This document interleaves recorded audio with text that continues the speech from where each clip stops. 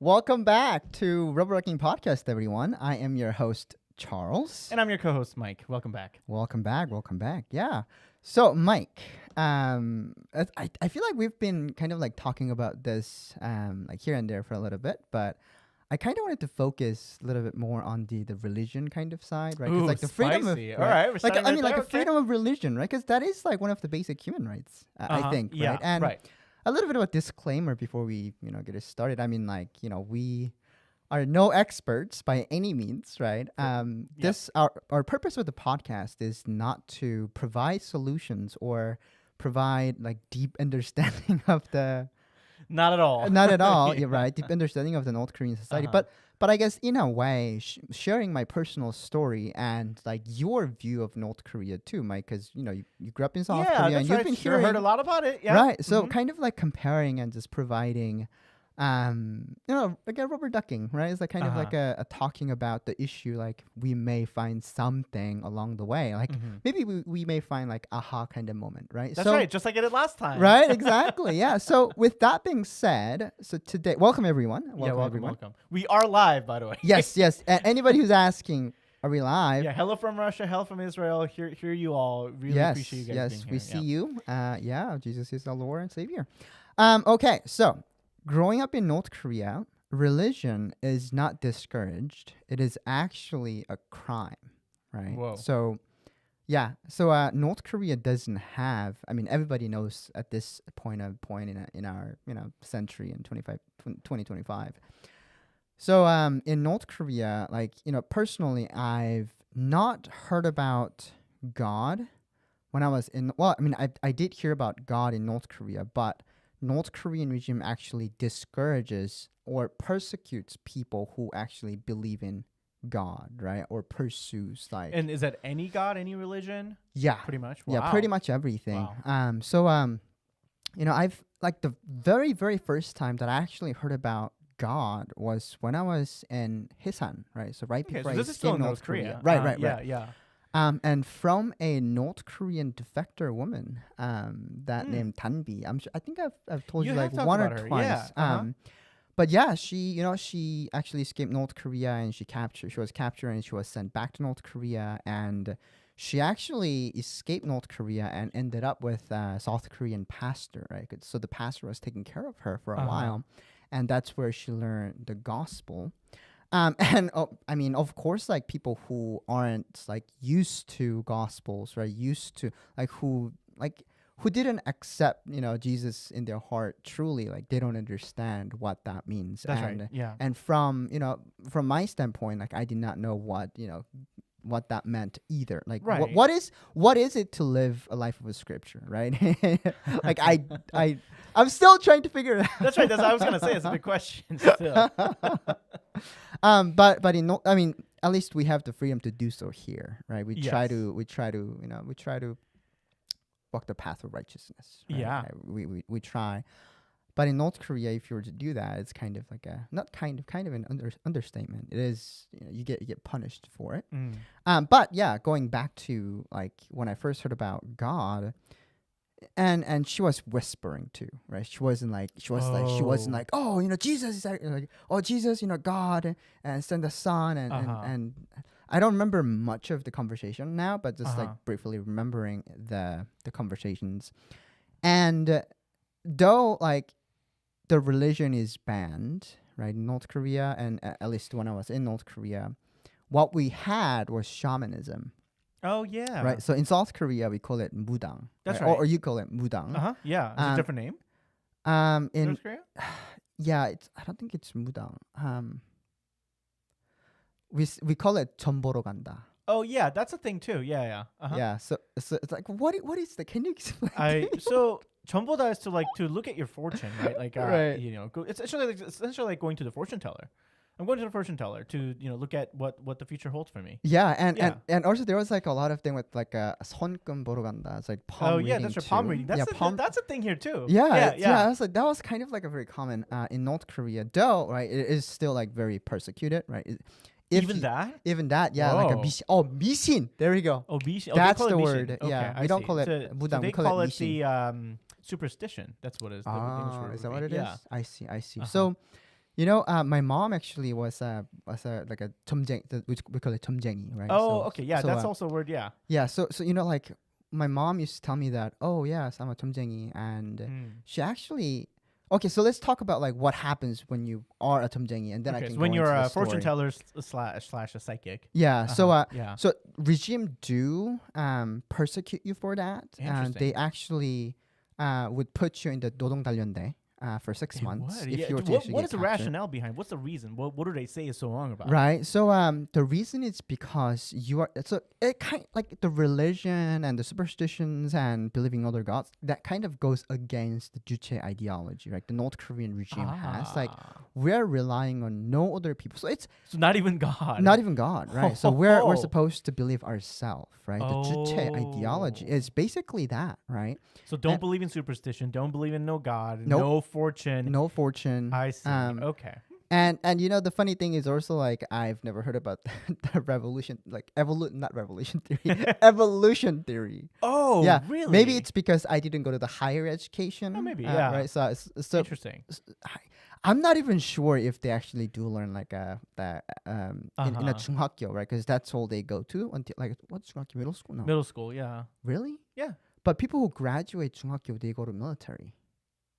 in Oh, North really? Oh, Korea. it's 고등중학교 is the thing too, by the way. That's the high school, isn't it?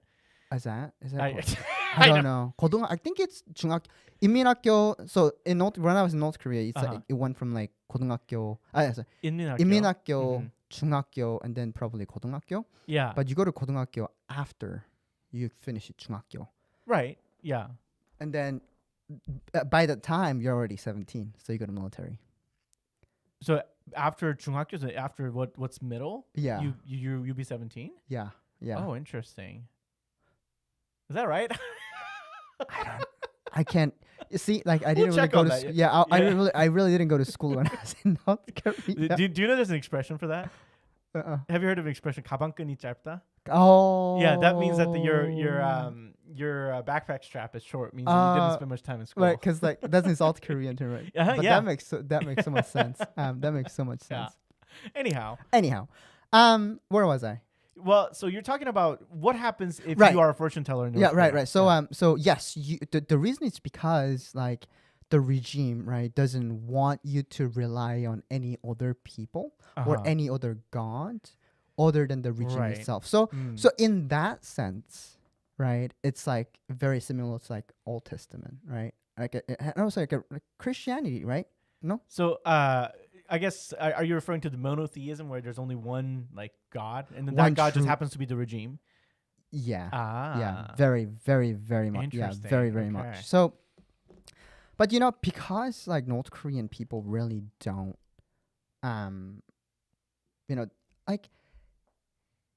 like it kind of gives them hope, right? Like you're in a very dark, like, okay, so North Korean people did try to believe in the regime for many years. That's right. Right. Mhm. And like they went through the famine together, and they are doing everything the regime tells them to do. Like we went to the Konan의 행군, like the Arduous March together, and even Arduous March. Oh, like in 2007, we're gonna like achieve 강성대국, right? So I see. 강성대국. So there's still hope that this is still just a rough patch. We're still on our way to being we're a still on the strong country. we're Okay. still on the right path to become like the 강성대국, but that delays like 5 years, like 2, like when it gets to 2 years, then they goes like, oh, it's gonna be like 2 years later. When it comes that day, I was like, oh, it's another I like see. 3 So years, It's moving the goalposts. right? So Yeah. it's kind of like North Korean regime is keep delaying. In reality, it's there is no there is no 강성대국 coming. So 강성대국 see. is like a how would you explain? Oh, it's the 강성대국? strong and great country. Strong and great Yeah, make nation, North Korea I great guess. again. Yeah. Make North Korea great again. Uh-huh. And like North Korean people actually have lost hope to regime, right? And they want some other kind of hope, and that's when they turn to like a 미신. Oh, And interesting. Yeah, because that's the whole reason, is to actually People are find looking hope. for hope. Right, Wow. people are trying to find hope. And Christianity is not a thing in North Korea, right? Or you It's get, just not as regime persecutes it. Yeah. right. Uh-huh. So the reason why is because regime persecute not just you, but your 3 generations of your family That's will be right. sent to political prison camp, right? So because of that, you can't practice Christianity in North Korea. And even in schools when I was a kid, like I learned that, in textbooks how bad the pastors were, how bad the priests were, right? So there's actually, I actually did a video on this. Please tell us. Yeah, actually, I actually did a video on this this topic, or actually with my friend Ilyong too. Like there is a North Korean textbook that a little boy walks nearby the like the path to, like, right next to the church, right, and he picks up the apple that is fallen on the other side of the fence. So it's not in the fence, but outside of the fence. He pick up that apple, and then the priest comes out and he writes thief on his forehead with a chemical that burns his skin, right? So so they're demonizing. I see. It's like the opposite of Jamba Zhang's story. What is that? the Les Miserables. The guy who's poor and hungry goes and gets a free meal from a priest at a church, and he gets treated this fancy dinner with silver candlesticks. And in the middle of the night, as he's sleeping in the church, he tries to sneak out and he steals the silver candlestick, and he gets caught by the police, and he was on parole, by the way. And the policeman is like, I got you. I knew you were a bad guy. It's a priest. He stole this, didn't he? And the priest says, oh, no, I gifted it to him. Oh, wow. That's the opposite story. The North Korean story is like, priest like, yes, get it. So those guys, North Korea actually twists. Like, I am sure the origin of story is somewhat similar to that, but they just completely twisted it, right? And taught us that, priests are bad. Christianity is bad. Right, and that's why we don't rely on those kind of people, right? Those kind of priests and churches. It's part of the brainwashing scheme, right? Yeah, it's like a whole demonize everything but the regime. Yeah, demonize everything but the regime. So you will. That's the reason why the Christianity is not spread spread wide, right? You get persecuted, and also there's a brainwash. Yeah, so people know to already not deal with that, even if they haven't heard of it. As soon as they hear of like a church or anything like that, they'll be like, "Oh, I know that you guys are evil people, so we're not gonna listen." So it's kind of like a out of sight, out of mind, almost, right? Though, like the shamanism, right? So you do actually get persecuted, but because North Korean people want there's a demand, right? There's a demand. It's like, oh. I mean, nothing to like, am I gonna? It's the very typical kind of things, right? Am I gonna be rich next year, right? Am I going am I I'm looking for I really want to get married, right? And then you bring like rice, right? Or you don't bring money. Well, of course, money is great too, but people who don't have money, they bring whatever they grew in their backyard, and you will bring those to the shamans, right? And then I don't know if this is actually true, but people who do those kind of things, like they usually say, like few nights before this person arrives, like they actually dream, like one of the people, like one of the this not the 조상, what's 조상 in English? Ancestor.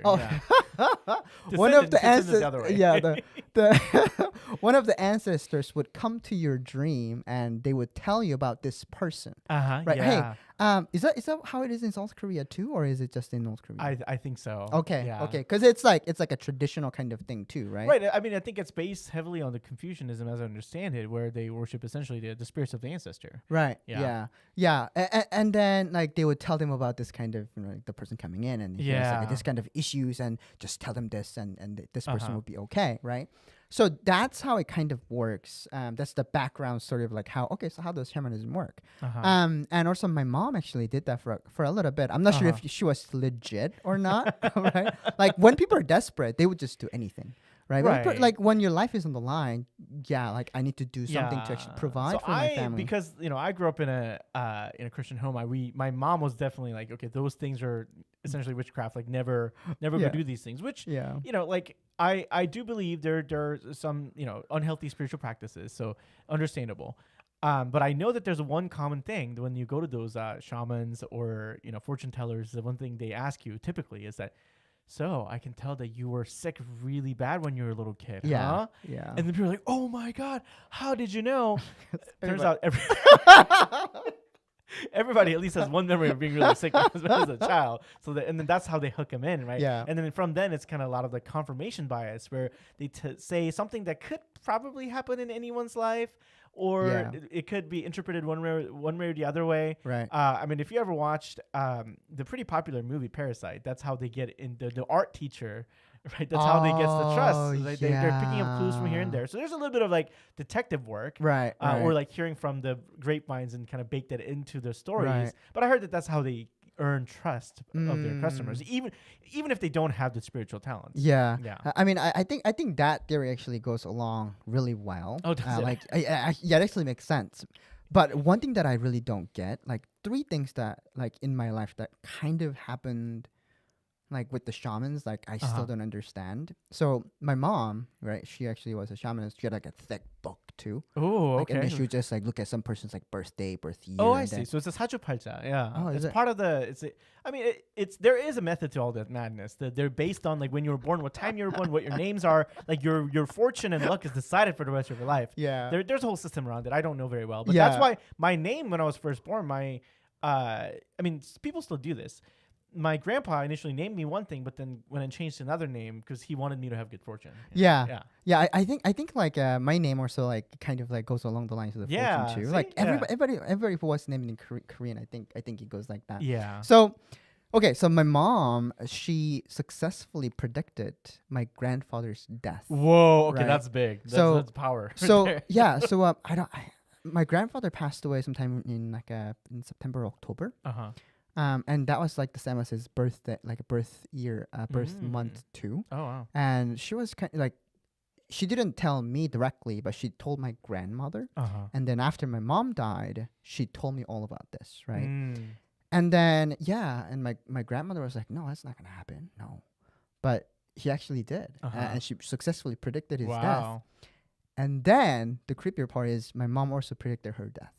Like the day that she was gonna die. Yeah. Well, she definitely has some sort of gift. So May 5th. Yeah. So she actually predicted that. And then my grandmother was like, no, that's not gonna be true. But she died anyway. Wow. Okay. And she also predicted that I will be in some sort of behind the bar. And I was like, I was like 8 years old, and I was like, "What are you talking about?" Oh no! What a thing to say to a kid. No, but it actually happened, right? Right. Yeah, so I got captured, sent back, and I actually did go to like prison, right? Okay. Yeah. And then my aunt, right, also took me to a So if there's okay, so let me tell I'll tell stories of like what happened when I was in North Korea. Yeah. So when I was 11 and a half or 12, because like I was like 재수 없어, like 복이 없고 막 재수 I 없고. see. So you're like 궁상 맞았다, right? Like I don't know. My aunt used to call me like 궁상 맞았어. Yeah. What is 궁상? Like, do you know? I actually don't know, but I understand it as like it's you're essentially out of luck. Like you don't have a lot of fortune in your path or what have you. Yeah. So my aunt was like keep saying that and like let me take you to the shaman to fix it, so they can actually do some sort of like a black magic on you or like a witchcraft on you. Cast out the bad luck and bring in the blessings from your ancestors and so on and so forth. Right? Yeah. So she took me to a shaman, and then like even before I enter the shaman's doorstep, she's like, "Oh, I don't want to see you. It's because that kid, like something is protecting him. Oh, like, something is protecting him." I was like, "Whoa! Like, what does that mean? Like, I don't really know." Now you know, right?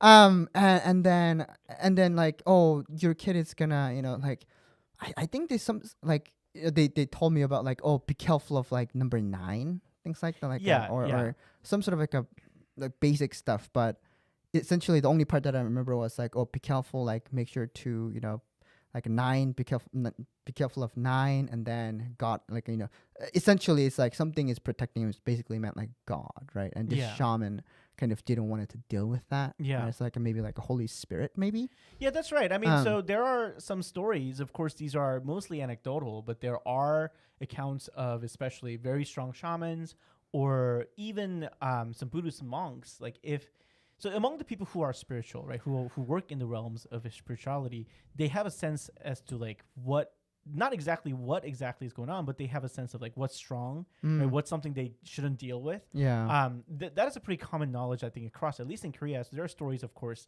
from the churches like, oh, there was somebody who was a pastor, and then when he walked into the shaman's house, shaman's like, I'm not gonna deal with that. Like that spirit is too strong for me to deal with or cast out or what have you. Yeah. So maybe similar. Yeah. So yeah, my aunt was like very stunned too.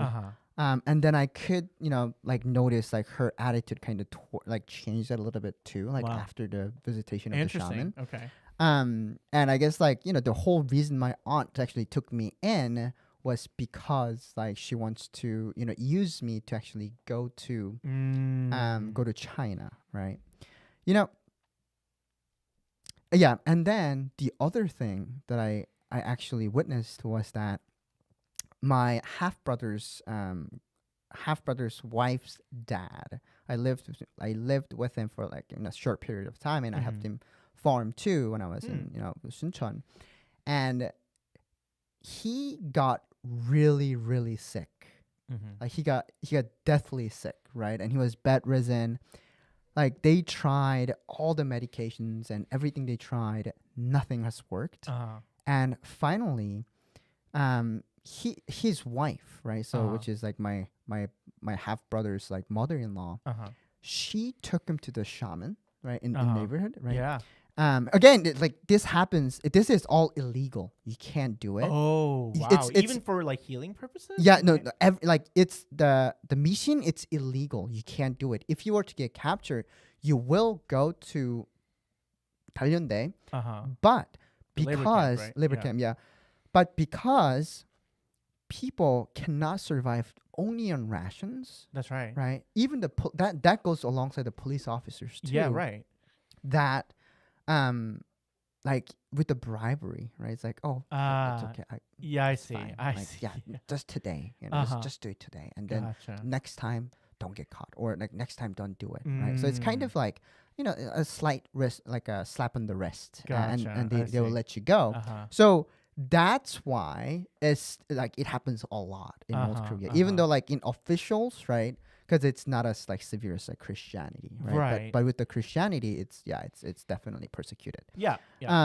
But anyway, so with that being said, so so she took her husband to the shaman's house, and then as soon as the shaman sees him, she started like cussing him out so badly because.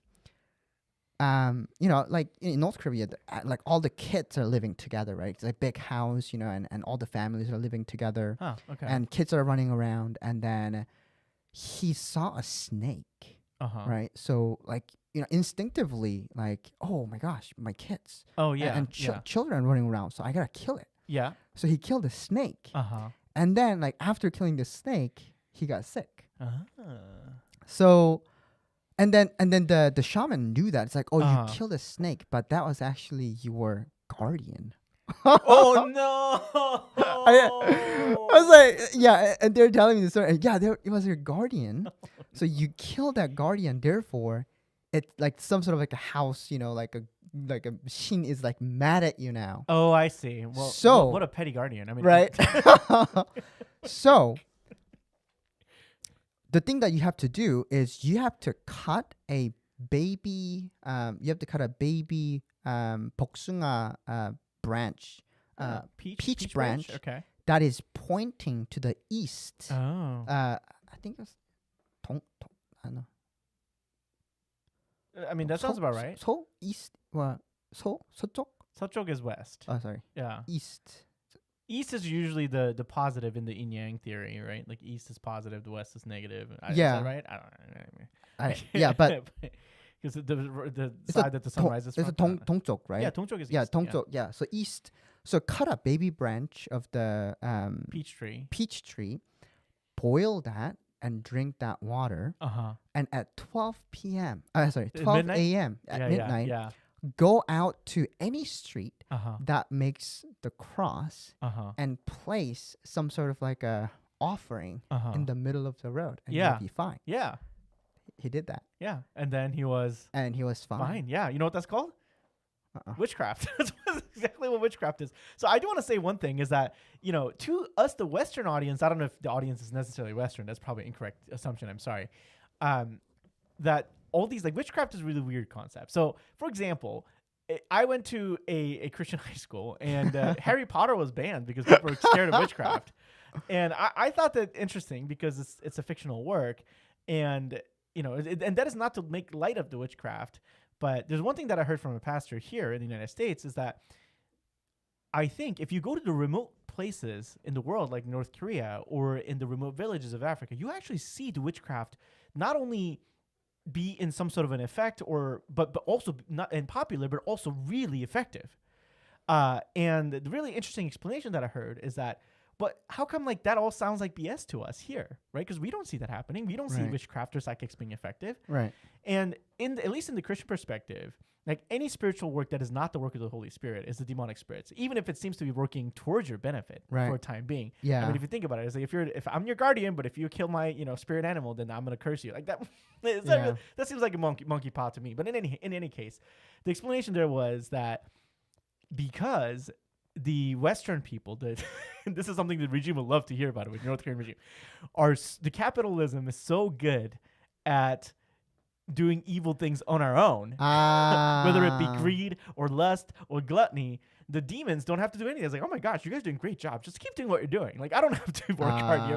But in the worlds where the people are more pure, I mean, wouldn't you say that people in North Korea don't have as much greed, right? Don't have as much, I don't know, other evil things going on, although the regime is pretty evil. So therefore, there's more work for the demons to do. And you see the witchcraft a lot more effective there. So anyways, that's one explanation. Again, not offering any spiritual guidance or anything like that. But it's one explanation I heard that resonated with me as...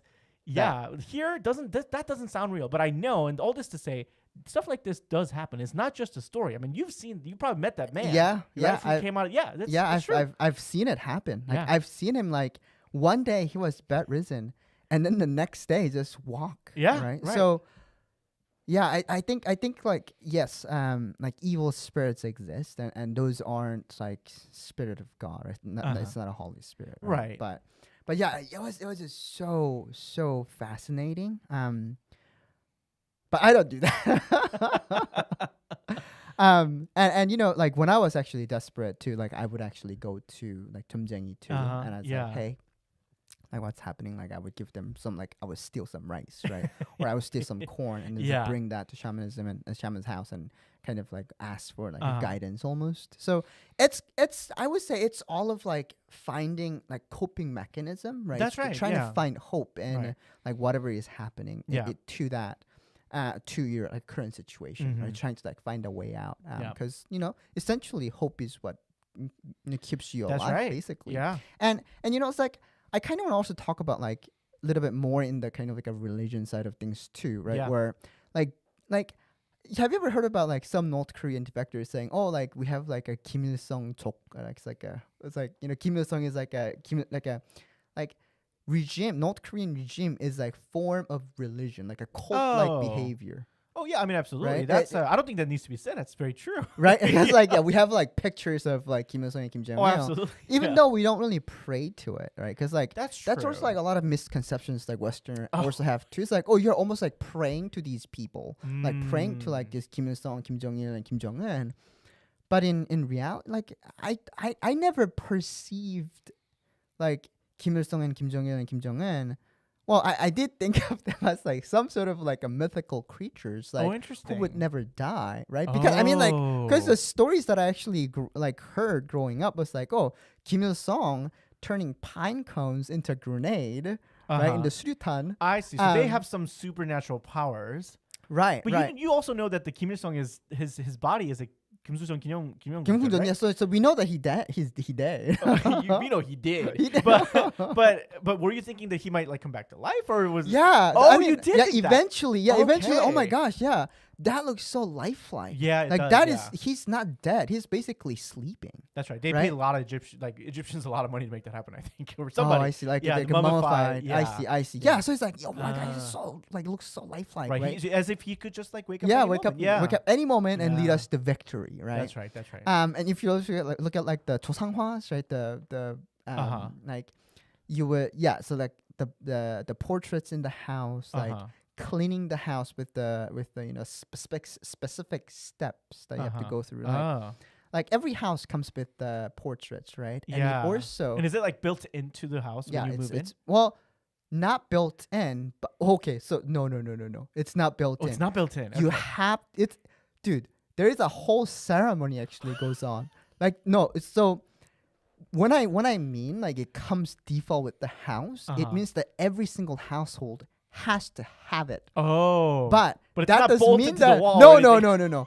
It's a very ritualistic process, and it's a very holy process. Oh, so wow. you see, like now I'm sounding okay. like Now you have to tell us. Yeah, like, that sounds like religion to me. So it's on topic. So when you actually get the house, you have to schedule a date to actually go to the like some sort of like an office in North in the town, and then you have to report like, oh, I got this house and this blah blah blah, and then you will get this picture. Right? Oh, they give it to you. They in a like a box, like very nice, very like you have to like handle it very carefully, and you have to wear something on your hand. Oh, so that not on your dirty hands. Right. Okay. No, you're not touching the picture. You're touching like the box that is holding the picture. And even then, you have to wear a glove. Right? Dang. And then you have to carry that very carefully home, and you have to hang it yourself. Right, and you have to clean it every once in a while. Wow! So there is a whole process that goes into it. Like you have to register it. Like you have to like basically say, oh yeah, I took this much, like this picture, and depending on it's a registered property of the state. Yeah, oh my goodness. And they keeps track of it too, right? So like, I mean, the reason is like that's how they discipline people. Oh, right. I mean, like that's how you show your loyalty to the regime and the respect and the reverence, to the leaders. Yeah. So that's why there are some like it necessarily didn't happen in our neighborhood, but this is kind of things that I saw as a kid growing up. Is like you laying down your own life, right, and your families just to save the portraits, right, in a house fire, right? For a portrait, for a picture, for a picture, yeah. So like I've seen like documentaries about this guy who was in the in the military, and he was like, 용감한 제대군, it's like a person who finished military and they came back home and there was a fire and he, sacrificed his entire family to save the portrait, and he gets praised like as a hero. He became a 공화국 영웅. A national hero. Okay. Yeah. So those kind of things, like when you look at it, it's like, okay, like North Korean regime is definitely portraying, right, and also. Like the story of like like how the story of like how Kim Il Sung and Kim Jong Un was born, right? When they were born, in the holy mount of Baekdu. Yeah, I mean, isn't one of them supposed to be born from an egg or something? Not an egg. Oh, no, I don't think not an egg. Not that here, right? What kind of what are you listening to? What kind of podcast are you? The Lizard People podcast. But yeah, like when Kim Il Sung was born in Mangyongdae, right? That's in Pyongyang, like with the 볏짚, and 찌그러진 like 장독. Right. So it's a very humble birth, which actually I think I read somewhere that it actually borrowed from the story of Jesus. Right. I mean, how Jesus was born in the barn, right? Yeah. Like a humble born, like. Yeah. And also like if you were to look at Kim Jong Il's birth story too, is like when he was born, a star has risen like above the Mount Baekdu, indicating that the savior of North Korea was born, right? And there are a lot of like, cause like as a kid in North Korea, you have to go through Kim Il Sung and Kim Jong Il's history. Right, it's required. Right? You have to study that. It's like how in some colleges like you have to take the Old Testament and New Testament. Right, of course. So that's kind of like the right. So it's borrowed right from Bible. And I'm not sure if you knew this or not, and maybe I have told you about this before, but Pyongyang was also known as the Jerusalem of the That's East, right, 1908 revival. Yeah. Right? Oh, wow. I remember that. Exactly. I mean, great job. Yeah, so so that's kind of like every time I look at the like now like as a like third person's perspective, right? So I've lived there and I came out and now like I'm experiencing, like I'm a religious person. Like I consider myself as a Christian, and and I go to church, and I pray, and which helps me to deal with my past, right? Because like that's that kind of things that like I people like I do want to go to therapies too, but a lot of times like I find like a coping in prayers, peace from and the ultimate source. I mean, it sounds like you met your spirit, the spirit that guarded you all along. yeah, the holy spirit, the holiest, right? Spirit. Yeah, the Yes, holiest absolutely. spirit. So I would definitely not say that North Korea is like atheism, right? North Korea is not like it's not. I atheism. see. So people do recognize these like totem beliefs essentially, right? So they have that from the past, far past Confucianism as a religion from the Joseon dynasty and even older. And even if you don't account for that, it seems that the way that they praise their leaders and elevate them, it's like they have a religion. It's called Juche ideology. But And then the gods are the leaders there. There we go. Okay. There we go. Yeah. Well, So should we acknowledge a little something token that we got here from Dylan B? Thank you, Dylan. yeah, thank you so much. I appreciate that. Yeah, and Dylan says Elvis Presley music was banned in Soviet Union. People used X-rays to make records. Elvis sung "Peace in the Valley" for the Hungary on the Ed Sullivan Show. Wow. Yeah, it's relevant to what we talked about last time, right? About people making bootleg videos or DVDs to smuggle in and out of. Right. Yeah. To raise like. I guess in a way it's also raising awareness too, right? So kind of like what's happening outside of But thank you Dylan. I really appreciate your support, and thank you other listeners tuning in live. We are indeed live. I know we just come prepared with topics to talk about and don't rely entirely on the audience right the comment sections, do. but please keep them coming. We do want to answer some questions. Yeah, so maybe we can do that. Yeah, let's take a 15 and just let's see, answer some questions. Let's see. Okay, we're scrolling up here. Thank you again for all the engagement. Let's from CXXXXX. Does North Korean propaganda refer to anything prior to the Japanese occupation? What do they say, for example, about the first kingdoms in Korea? Oh, yes. I actually was talking about Tangun. Oh, yeah. While I was having dinner with Mike. And so, yeah, that's a great question, actually. So we learn... I wouldn't say we learn a lot about the kingdoms, right? The three kingdoms and the Silla, Baekje. I never learned those. Like I don't know what that was. Yeah, when I come to like China and watching like the Saguk, right, the history drama, I was like, is that still Korea? Like what's happening?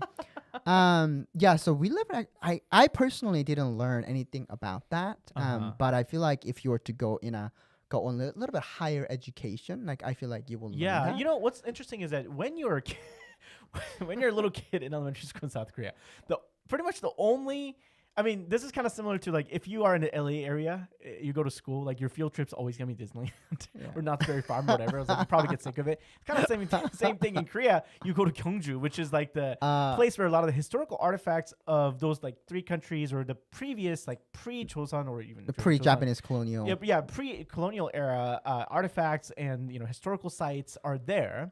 But it sounds like North Korea maybe doesn't have those, or even if they do, they don't really recognize it, or definitely don't take kids to it. Yeah, I don't think so. And also, I think one thing is also like I'm not blaming anybody, but Japanese came in and they took a lot of like that is very true. Artifacts too, and they actually made the movie about it too. Because like the Japanese Empire can take blame for that one. They did burn a lot of historical artifacts down. Yeah. So I did see like documentaries, like North Korean made like propaganda documentaries about like Japanese burning those and stealing everything and then blaming I wonder, the Japanese. and this is a complete speculation, but I wonder if Japanese couldn't possibly burn every single one a piece of things, and you can also still dig up more artifacts, but maybe North Korea just doesn't particularly care to do that all much because that kind of, I mean, you possibly don't want another regime that's like competing with the North Korean regime. So even if they could, maybe they don't. Because of the competitions, right? Like if there can't be another cool regime, right? Like has to be Kim Jong-un. And also that's a great speculation, and I think so too. Like I think so too. It's like North Korean regime wants to be the best, right? And we don't really need to talk about anyone else. No need. Like it's just no need. You got the best. And also another thing is that Kim Il Sung, like he kind of like he loves giving gifts. Oh, right? Kim Il Sung. Kim Il Sung, he loved like the first dictator, right? Yeah, the very first, the founder, right, of North Korean dictator regime. Yeah. Like every single time, like North Korean regime showed us like the television, right? The TV, like when you're watching TV and documentaries, and whenever like this like Kim Il Sung meets like other country dictators, like he would give out like gifts. Oh yeah. And I feel like some of the gifts that he was giving is like North Korean artifacts too. It's like, oh, this is a gift from Korean people and has like a significant value to it and meaning to it. Wow. I vaguely remember that. Don't count on my words. I could see that happening. I mean, if there was like a big, not big, but significant, valuable historical artifact that is worth a lot of money, millions. Yeah, which probably. like British love to collect when they British love to collect. Yeah. Not that North Korea would have met with UK leaders, but then give it off as a diplomatic gift. Yeah, diplomatic gift. So that could well happen then. Wow, like look at with the question like how far we drifted actually. Yeah. Well, thank you. Yeah, thanks so much for the question. And I personally didn't learn a lot about different kingdoms. So so I hope that answers your question. Next question isn't from Cyril. I'm sorry. Isn't the Russian Orthodox Church big in North Korea? We know there's at least one church in North Korea. Yeah, which is in Pyongyang. Yeah. And also that's a great question too. And like North Korea recently, I mean not recently, but I mean like the tourism always happened, right? But because of COVID, like they closed it. Yep. Right, but they recently opened back up again, and a lot of Russians actually can go in. Russians and Chinese can actually just go in. They're allies now, right? They're allies now, so they give like visas, and Kim Jong-un actually hosted like this massive party, and not I guess not a party, but they actually opened up the beach resort for those Russians, right? And and one of the person that I actually met who went into North Korea, and they were actually talking about like North Korea has church, and actually just the regular people goes to that church. Like, it's not government officials, but people who live there goes to church. Okay. And it kind of didn't register to me at all. Yeah. And of course, like for me, like it is a show, right? It's definitely it's not like regime's gonna go spread a gospel. No, no, right? It's just to appeal to those foreigners, both Russians and Chinese, and like Kim Jong-un is very smart, right? He's no dummy. Like he may be fatty, but he's no dummy. Sorry. That's right. I don't want to get banned, so I probably shouldn't say those words. But yeah, so he has like people like people who's advising him is like, hey, these kind of things, right? Like there's internet, there's online source. Like I mean, he uses Steam, right? Like we know at this point. Like he signs into Steam once every while, and he plays who knows what. Yeah, maybe you fought against him on Dota for all you know. And that one guy who was just like no lifing Dota game. Maybe that's him.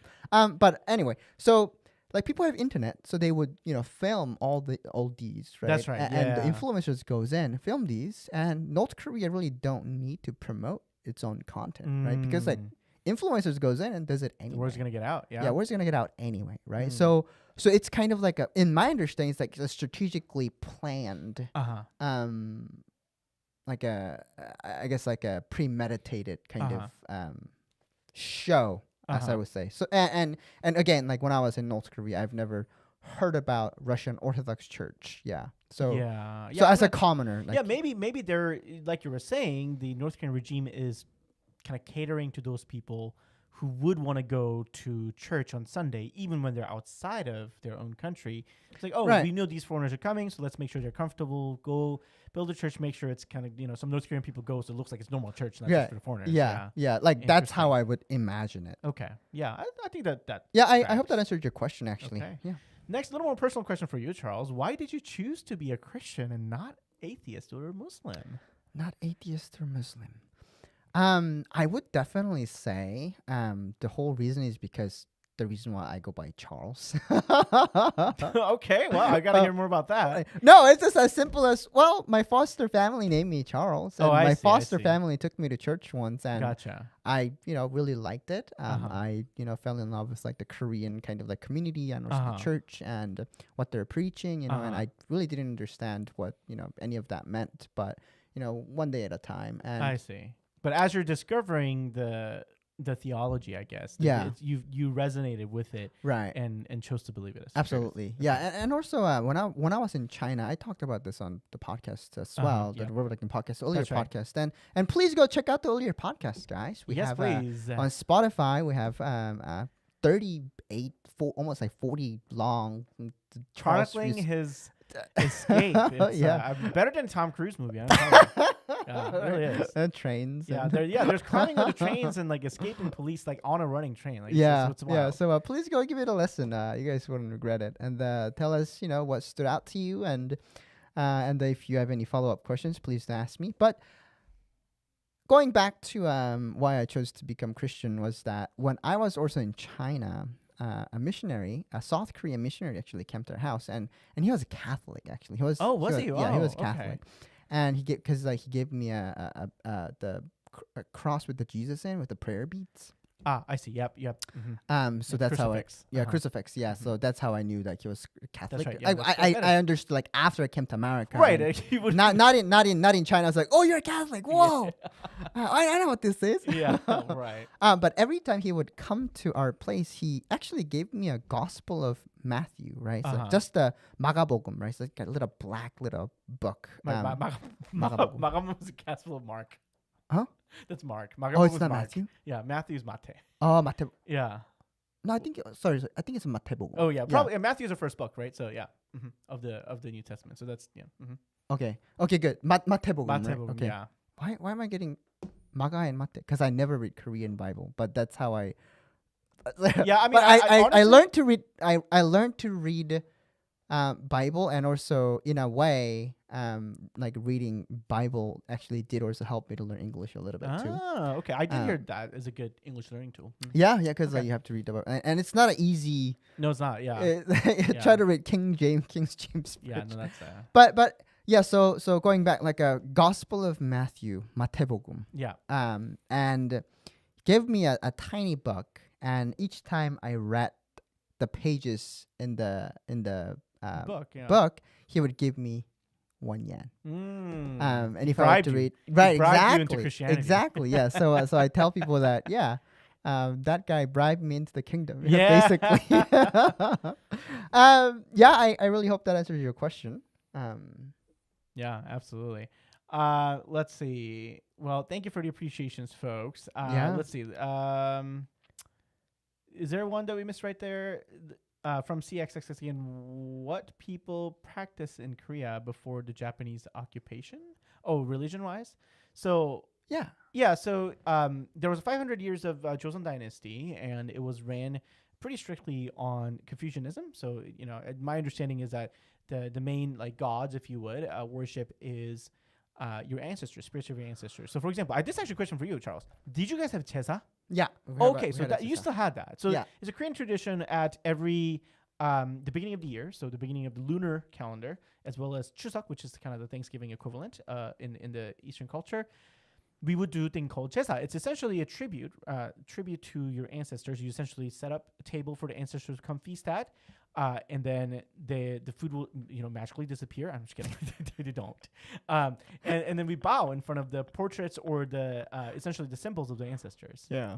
I actually do remember. So I'm not sure how that tradition actually is in South Korea, but in North Korea, we bring all of this food, right?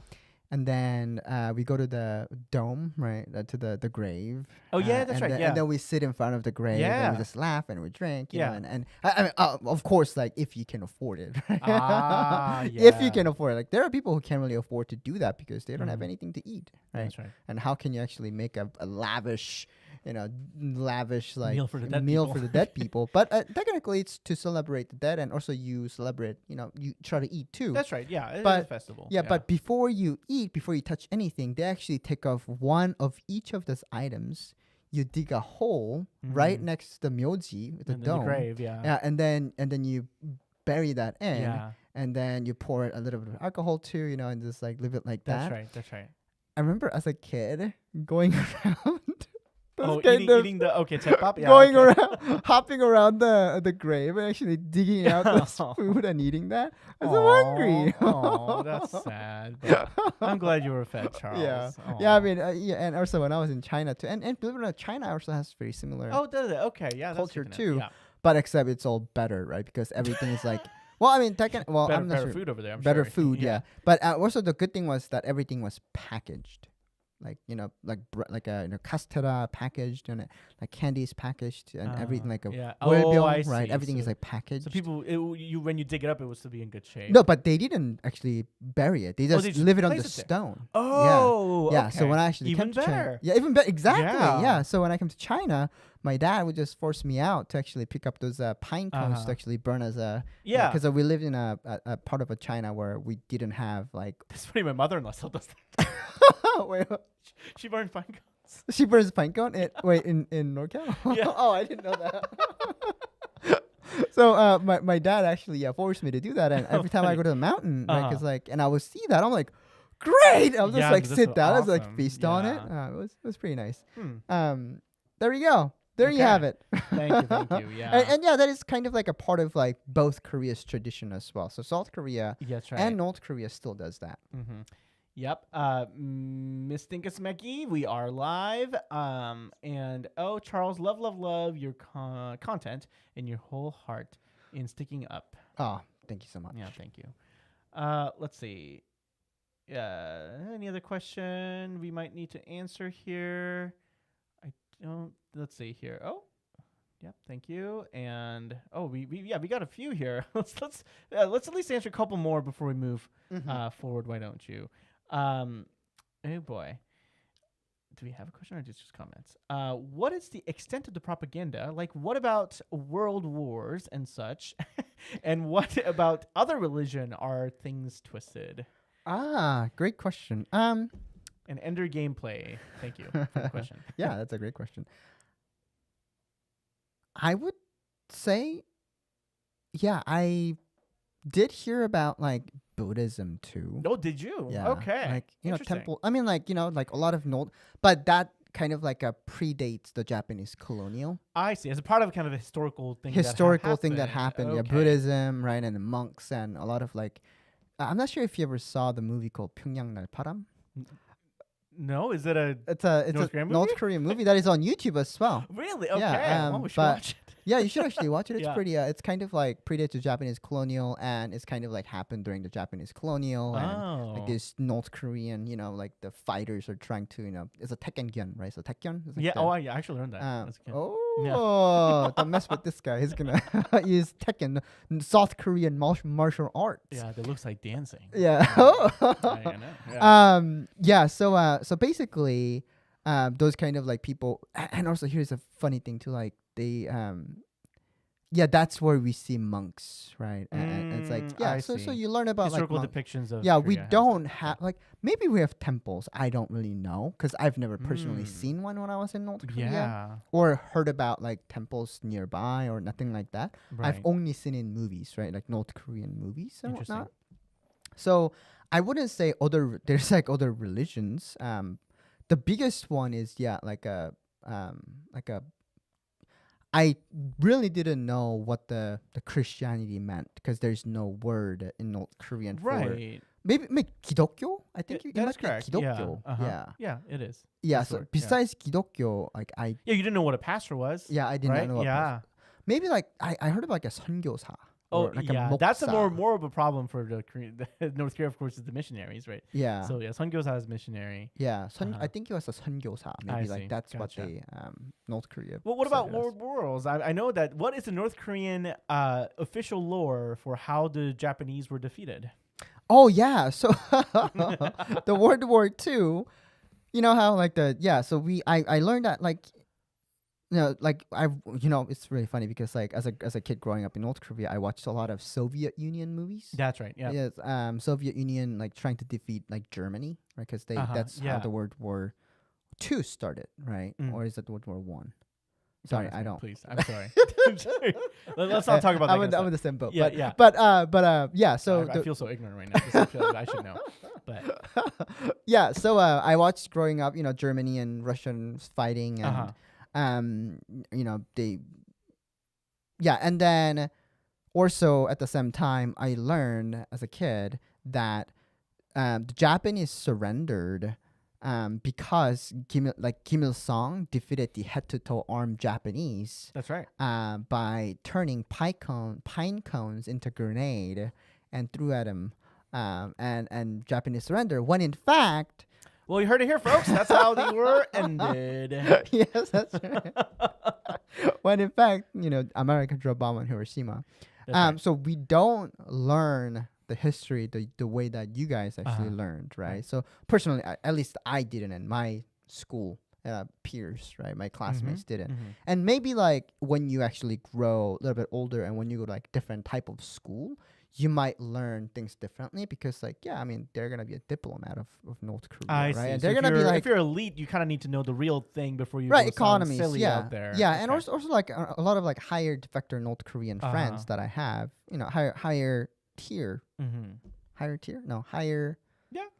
Elite defectors, right? Yeah. Like they would say, yeah, like when I was in South Korea, North Korea, when I went to like 대학교, 대학원, like Kim Il-sung 대학, like he learned like decent amount of like economies and things that are actually matter, not whole bunch of propagandas, but yeah, it's like a political science and economies and different things that would actually learn like, oh yeah, America is actually not, it's not poorer than North Korea or South Korea is not poor. They would have to kind of know that. Right. Yeah, it's better prepared for actually doing the work overseas. Okay, right. Well, that's great. Well, thank you for answering these questions, Charles, and thank you, listeners, for the questions. Yeah, absolutely. Thank you. And let's jump back in to our podcast. And, I was really fascinated to learn this, but there is a news that I'm not really sure how accurate this is, or like I'm not sure if this is creditable, but there is a website called